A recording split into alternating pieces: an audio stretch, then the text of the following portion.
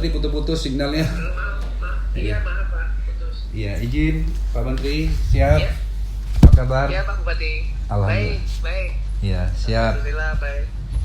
Pak Bupati, gimana kondisi COVID di Pulau Bintan, Pak Bupati? Alhamdulillah, kita selama 3 bulan ini bergerak maksimal.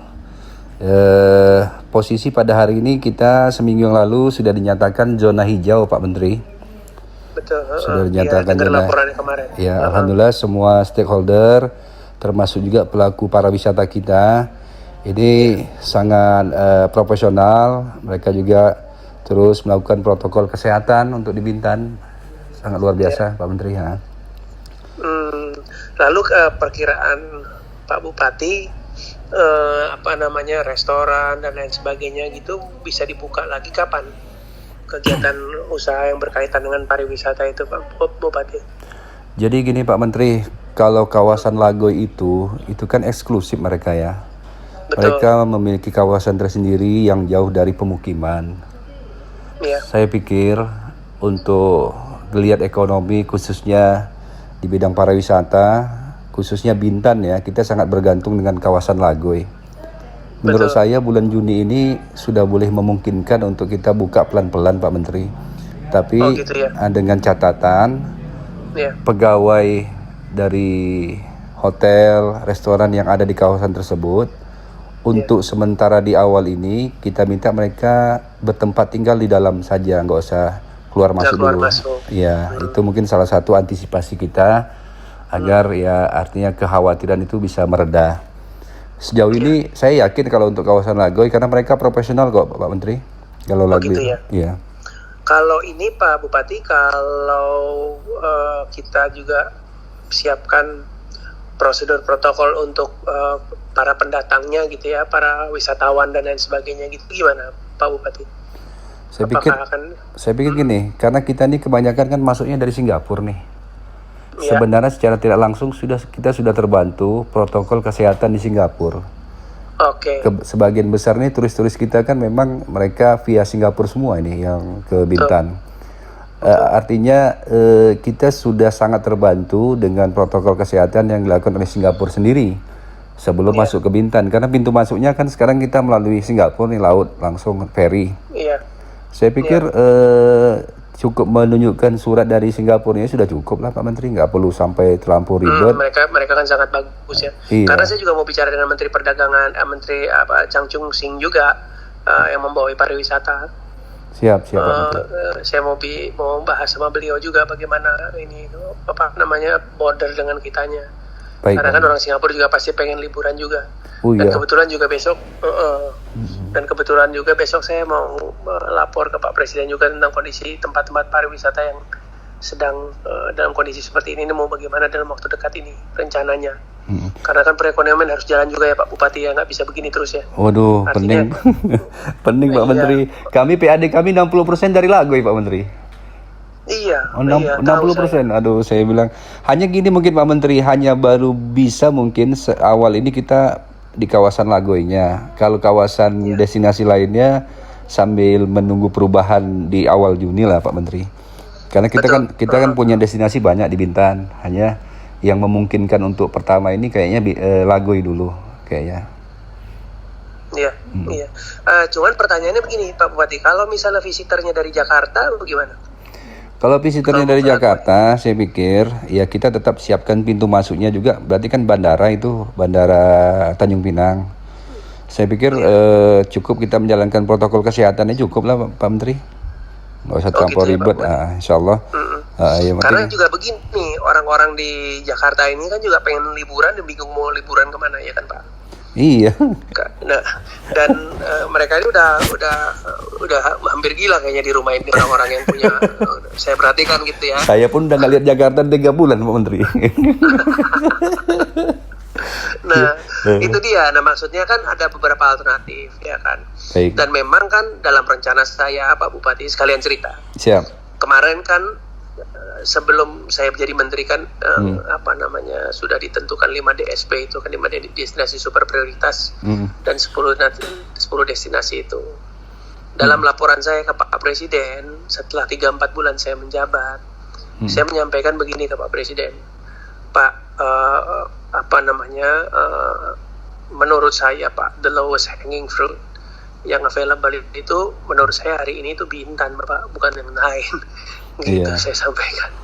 Karena buat kami investasi, katakanlah pemerintah Indonesia melakukan investasi dalam tanda kutip ya, 10 di Bintan sama 10 di tempat lain, baliknya paling cepat di Bintan. Saya bilang, kalau kita bicara bisnis ya, kalau kita bicara devisa ya, saya sampaikan begitu Pak Presiden. Siap. Jadi memang saya bilang sama Presiden, oke Pak, ada 5 destinasi super prioritas, ada 10 ini. 10 destinasi yang dibangun, tetapi Pak saya juga perlu datengin devisa yang lebih cepat gitu. Dan dalam beberapa kali presentasi saya selalu memasukkan Bintan dalam presentasi saya di luar DSP yang sudah ditetapkan pemerintah. Alhamdulillah Pak Menteri. Ya mohon maaf Pak Bupati, Danau Toba tuh effortnya panjang. Iya. Ya kan, panjang banget gitu. Likupang panjang juga gitu ya, walaupun oke lah jalan gitu. Dan lain-lain gitu ya.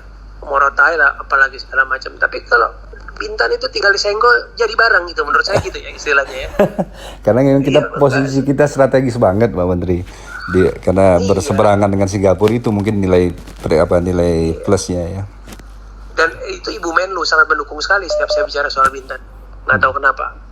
Jadi Ibu Menlu tuh sangat ini sekali. Apalagi katanya ada tambahan beberapa pulau juga di pulau apa itu namanya di atas. Banyak, Pulau Nikoi, Pulau Cempenda, banyak Pak Menteri kita. Itu Ibu Menlu sempat sebut beberapa kali juga sama saya. Jadi memang ya mohon maaf, memang sebenarnya kan saya rencana pengen ke Bintan Pak.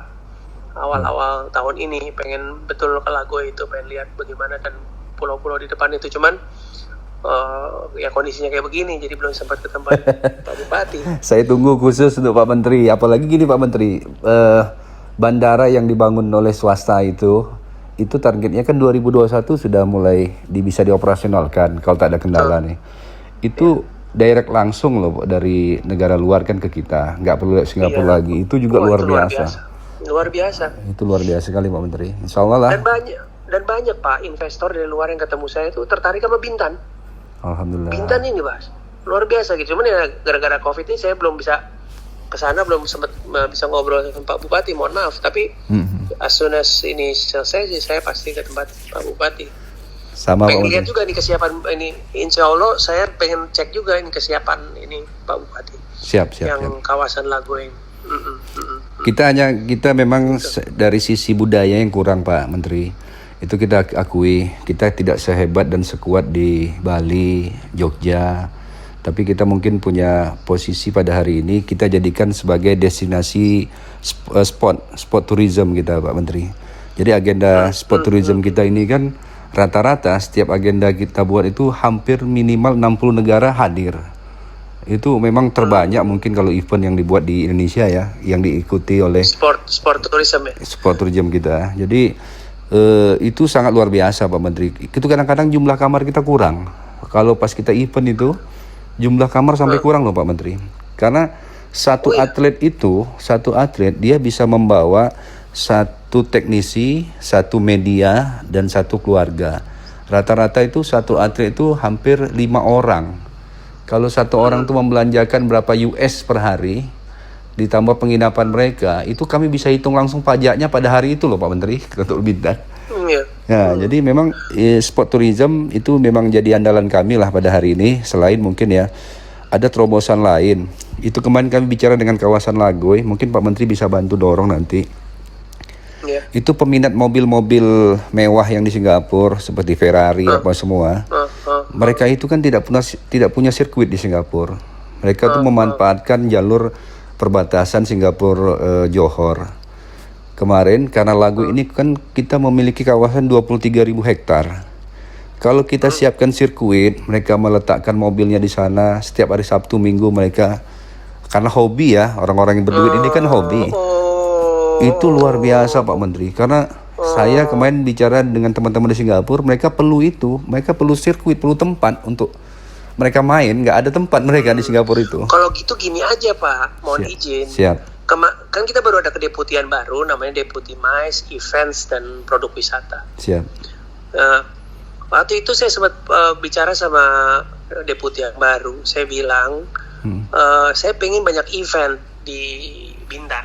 Siap. Saya bilang, sehingga bisa menarik orang dari Singapura, dari Indonesia juga, dari Malaysia untuk datang event musik, event macam-macam lah ya. Siap. Konser atau apa segala macam. Tapi permasalahannya kan nggak ada tempatnya di sana kan gitu. Nah, saya sempat bicara apa mungkin kita cari lokasi gitu ya, sesuatu tempat gitu ya, sehingga orang bisa buat macam kayak ini loh Pak, apa namanya, Coachella, Tomorrowland, apa segala macam gitu.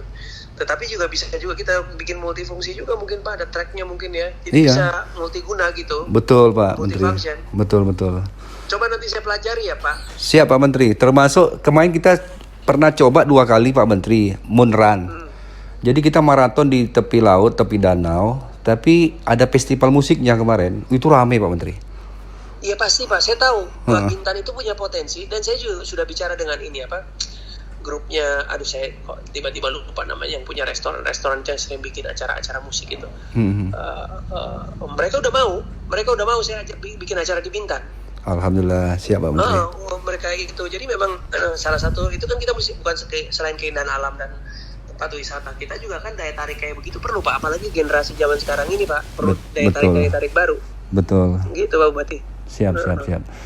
Baik Pak Menteri, jadi gini, saya secara prinsip insya Allah Bintan siap, termasuk yang datang dari Jakarta, karena toh sekarang setiap penerbangan kan dimintai surat keterangan juga. Saya pikir sudah tidak perlu terlampau risau menurut saya sih, selagi protokol kesehatan dijalankan semua, kita pun mendukung sepenuhnya lah Pak Menteri. Kami berharap sekali nih Pak Menteri agar Bintan bisa cepat keluar dari zona yang kondisi. Siap Pak Menteri. Pasti saya bantu Pak Bupati. Siap. Mohon izin, kalau di Lago itu Pak Bupati, itu ada restoran-restoran yang terpisah sama hotel nggak? Banyak. Apa masih semua dalam hotel? Banyak Pak Menteri. Juga? Banyak restoran terpisah di hotel. Protokol kesehatannya juga di sana juga sudah oke Pak. Alhamdulillah, kita nih semua jangankan itu, kedai kecil pun pakai protokol kesehatan di Bintan sekarang Pak Menteri. Wah, luar biasa. Alhamdulillah. Siap, mantap. Baik Pak Menteri. Siap Pak Bupati. Makasih banyak ya Pak Bupati. Ya, terima kasih Pak Menteri. Makasih. Malam Pak. Malam.